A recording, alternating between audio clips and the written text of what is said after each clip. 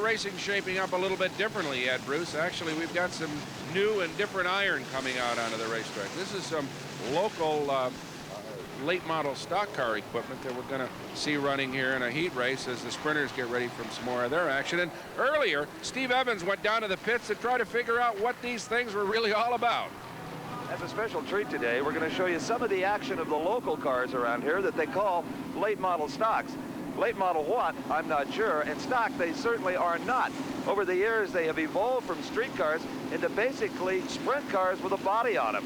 If you're familiar at all with drag racing, these are kind of the funny cars of the oval track race. I mean, they are really strange looking. Look like they ought to fly instead of drive. Watch them. I think you're going to like them. So we got a field of 8 of them coming down for the green flag, led by S.L. Lavoie on the pole. Beside him, Ken Burden in the number 30 car.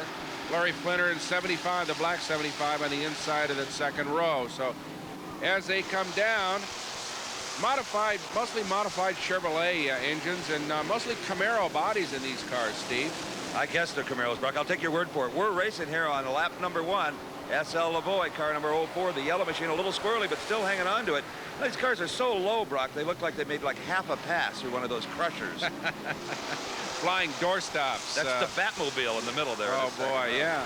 Well, it looks more like really that they're designed to run on asphalt. They've got some kind of ground effects body work on them that would seem to be more useful on an asphalt circuit, although by now, as you can see, Eldora's racing surface has gotten very smooth. It almost looks like macadam now. And they're not throwing up much dust and not doing a lot of broad sliding. They're driving them really more like they're on a macadam surface than on dirt. Lavoie's starting to get some serious competition now, Brock, from number 75, Larry Flinter, and also number 30, Ken Burden. Even Andy Ginsman, 15, has come up from the middle of the pack. Yeah, Ginsman is doing a good job, but Lavoie seems to have plenty of speed down the straights and handles well enough through the corner, so he's not going to give that lead up very easily. Although you can see that Flinter's fallen back a little bit, and Ginsman has started to really move well into second place. Lavoie's car handling much better here in the later laps than it did the first circle of the track. Or maybe he's just getting the feel of Eldora. I think this may be the first time they've ever been on this racetrack, bro.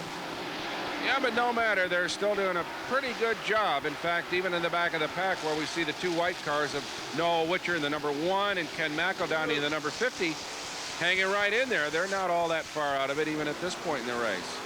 Well, certainly all these cars, Brock, have got every kind of wing and aerodynamic. Oh, look out. Noel Witcher has lost it. Car number 1 in a spin. Noel is steering it full. Oh, and he's not done. He's going to take some more with him, Brock. It's bumper cars. Yeah, well, that was Ken Moore who was involved in that little crash with Witcher as the yellow comes out. So we're going to see the cars slow down and regroup as some body work is in the future for Noel Witcher and Ken Moore, and those 2 cars stuffed up against the fence in turn number 2.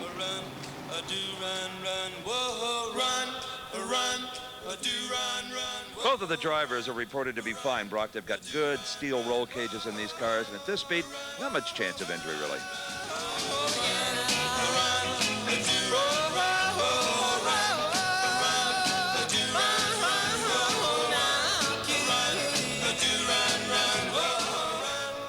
Now, instead of steering into the spin, Brock, as you're taught on ice or snow, Noel Witcher has got to lock the other way. Well, he's trying to take it all the way around in a 360. He kept the power on right to the very end, and he might have had a chance to pull it out, except where all Ken Moore tried to get by on the outside, and that was the end of it. Good idea went for naught as Noel brings it into the pits and probably heading for his local body shop. You know, he knows how he's going to spend his spare hours this coming week. So S.L. Lavoie is still hanging on out there in the yellow car. He started on the pole, and he still leads it. But the man he's got to watch out for right now is Andy Ginsman in that red number 15 as they come down for a restart. But Lavoie's got plenty of power.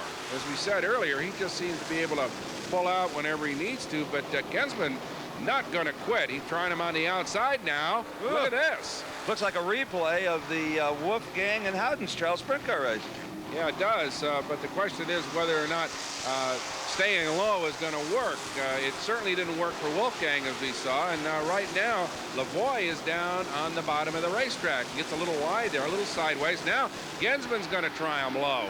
And he doesn't have much time to get him either, Brock, because we're getting down to the final laps in this special late model sportsman event. Oh, there they are. It's boiled down to this. Lavoie holds the lead. Gensman's in second, and let's not forget about Larry Flinner in that 75 car as we head into the last lap, the white flag lap, heading for the checkered flag. SL Lavoie still in the lead. Gensman right on his tail, up high against the fence now, but now he's going to dive off. Turn 4. Can he do it, Steve? It looks like it.